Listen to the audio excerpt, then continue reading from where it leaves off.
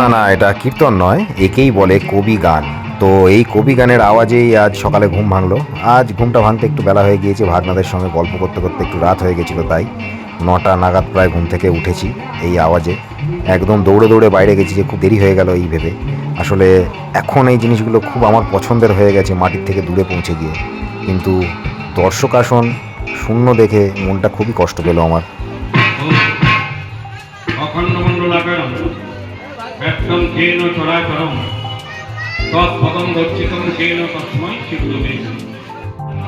এমন নয় যে আমি গ্রামে বড় হয়েছি বা গ্রামে জন্মেছি, কিন্তু আমার জ্ঞান হওয়ার আগে থেকে এই গাজন উৎসবে এই গ্রামে আমি আসছি বহু বছর ধরে। হয়তো মাঝে 2-1 বছর মিস হয়েছে, তবে এইবারের মিস হওয়ার বিরতিটা 19 বছরের। হ্যাঁ, 19 বছর পরে আমি এসেছি। আর সত্যি সেই জন্যই এখানে সব কিছুই আমার কাছে নস্টালজিক লাগছে। এখন মনে হচ্ছে এতগুলো বছর আমি কেন এলাম না। বলে রাখা ভালো যে আমি খুবই আনন্দ পেয়েছি যে কবি গানের লড়াইটা এখনও এখানে টিকে রয়েছে। যদিও বা আজ কবি গানের লড়াইটা আমার মিস হয়ে গেছে, কিন্তু বেশ খানিকক্ষণ দাঁড়িয়ে গান আমি শুনছিলাম। তবে দর্শক আসন এখন যতটা খালি রয়েছে ততটা খালি থাকবে না। আমাদের জীবনের কেন শুরু হলো? হয়তো আপনারা বলবেন তা কেন বলছেন? আপনারা হয়তো অনেকেই সুখে আছেন, টাকা পয়সা, গাড়ি বাড়ি, সুন্দর স্ত্রী, সুন্দর পুত্র, সুন্দর পরিবার, কোনো দিকের অভাব নাই। কিন্তু টাকা পয়সা এইসব থাকলে যে সুখটা হয় না।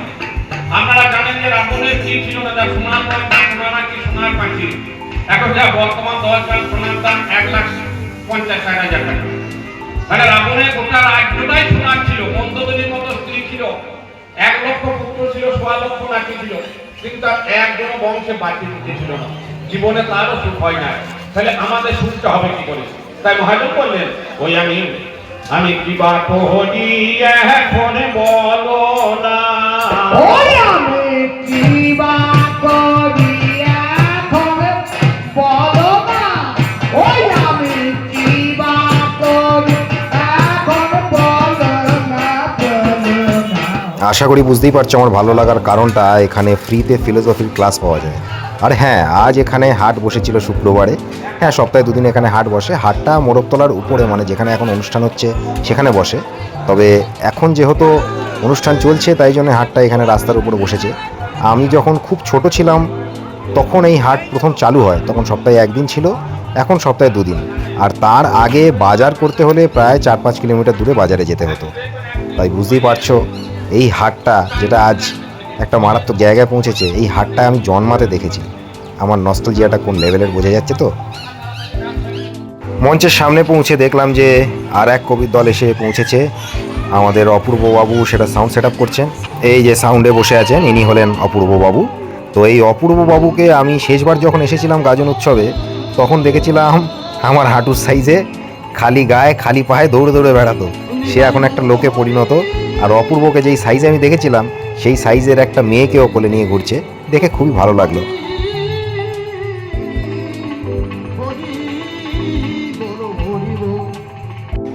আরও ভালো লাগলো এটা দেখে যে কিছুক্ষণ পরে দর্শক আসন বেশ ভরে এসেছে। বয়োজ্যেষ্ঠ মানুষরা বসে শুনছেন।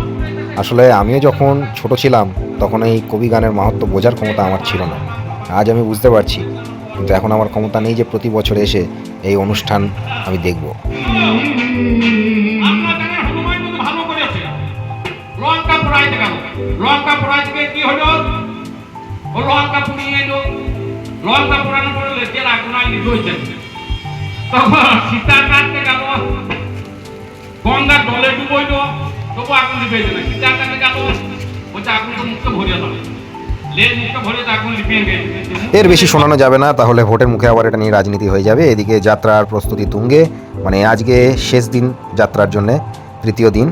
তারপরে আমরা পৌঁছালাম এই সঙ্গেদের দেখতে। হ্যাঁ, সঙ্গই বলা হয় এদেরকে, পাড়া গাঁয়ের দিকে এক একজন এক এক রকম সেজেছে। আমাদের যেতে একটু দেরি হয়েছিল তাই একটু মিস হয়ে গেছে। তবে আজকের ভক্ত নাচটা কিন্তু দেখার মতন ছিল।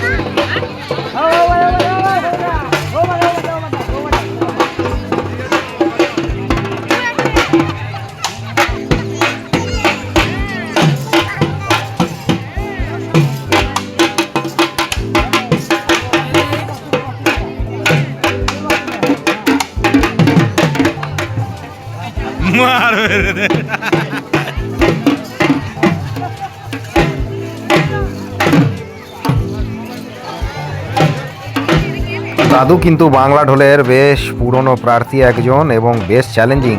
তার ইয়াং ফেলো তাকে সঙ্গ দিতে পারছে না, বেতালা বাজি ফেলছে। আর এই যে মহড়া, এই মহড়াকেই আধুনিক ভাষায় আমরা সাইফার বলে জানি।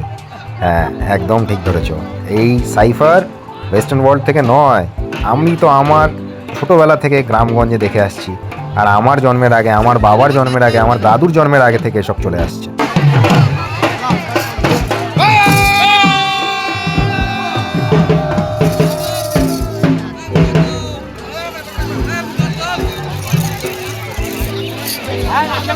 এই ভক্তনাচের প্রস্তুতি এবার চলছে, এক্ষুনি ভক্তনাচ শুরু হতে চলেছে। ওই যে দিয়াসিন বসে আছেন। দিয়াসিনের বিষয়ে যে গল্পটা বলবো, এই দিয়াসিন যিনি হন তিনি কিন্তু নাপিত সম্প্রদায়ের।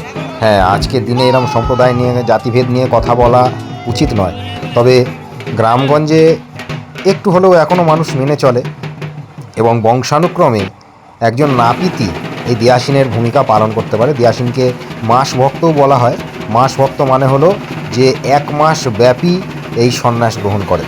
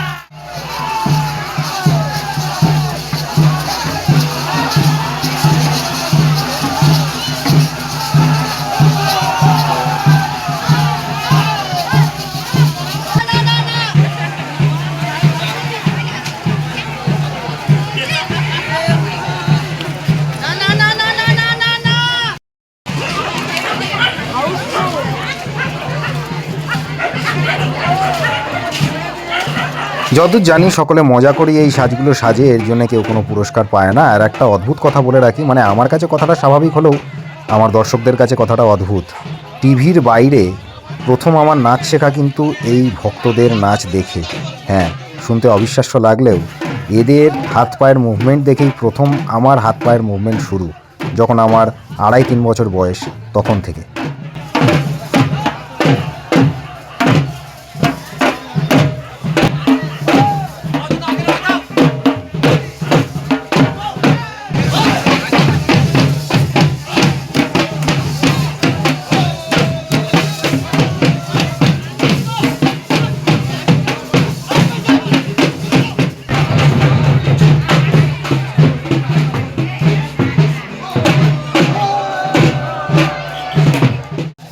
রোজ নাচটা দত্তবরুটিয়ার বড় মোড়কতলা মানে রাঘবেশ্বরের মন্দিরের সামনে হলেও আজ পূর্ব পাড়ার মোড়কতলায় হচ্ছে, ছোট মোড়কতলা। এটা একটা দুর্গা মন্দিরের সামনে। আমি যখন শেষবার এসেছিলাম তখনও এটা মাটিরই ছিল মেঝেটা, এখন দেখছি এই জায়গাটাকেও কংক্রিটের করে দেওয়া হয়েছে। একদিক থেকে ভালো, তবে মাটিটা কোথাও যেন হারিয়ে যাচ্ছে।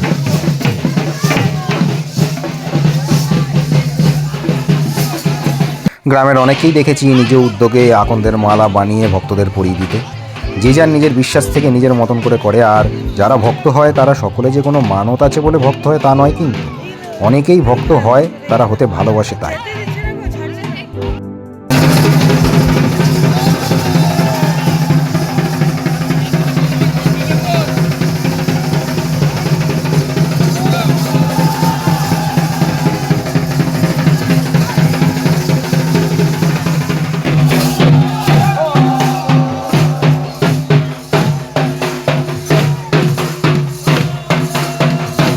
ছোট মোড়কতলা বা ছোট মণ্ডপতলাটা তুলনামূলক সত্যি অনেক ছোট, তারপরেও কত মানুষ এখানে ভিড় করে দেখো এই ভক্ত নাচ দেখার জন্যে।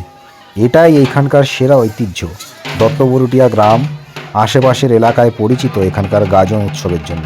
তবে আরও মজার বিষয় হলো এখানে আশেপাশের অনেক গ্রামে এই ধরনের গাজন উৎসব হয়ে থাকে।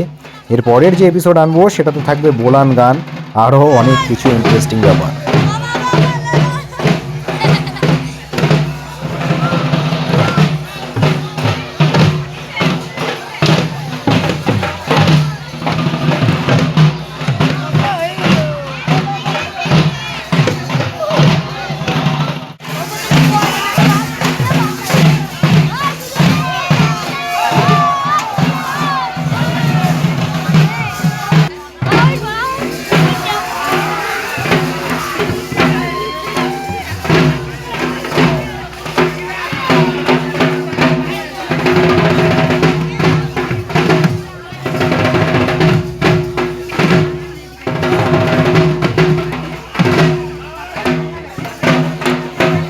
আমার বহুদিনের ইচ্ছা এই গাজন উৎসব নিয়ে একটা বেশ ভালো বড় সড়ো লেভেলে ডকুমেন্টারি তৈরি করা, কিন্তু পকেটে তো পয়সা নেই। তাই যদি কারোর ইন্টারেস্ট থাকে, পরবর্তী বছরে যদি কেউ উৎসাহ দেখায়, তাহলে এই গ্রামে এসে বা আশেপাশের গ্রামগুলোকে দেখিয়ে আমরা এই গাজন উৎসবের ঐতিহ্যকে, বাংলার ঐতিহ্যকে আন্তর্জাতিকভাবে মানুষের কাছে তুলে ধরতে পারি। কারণ আমরা জানি না আজ থেকে 500 বছর পরে এই ঐতিহ্য কতটা বেঁচে থাকবে।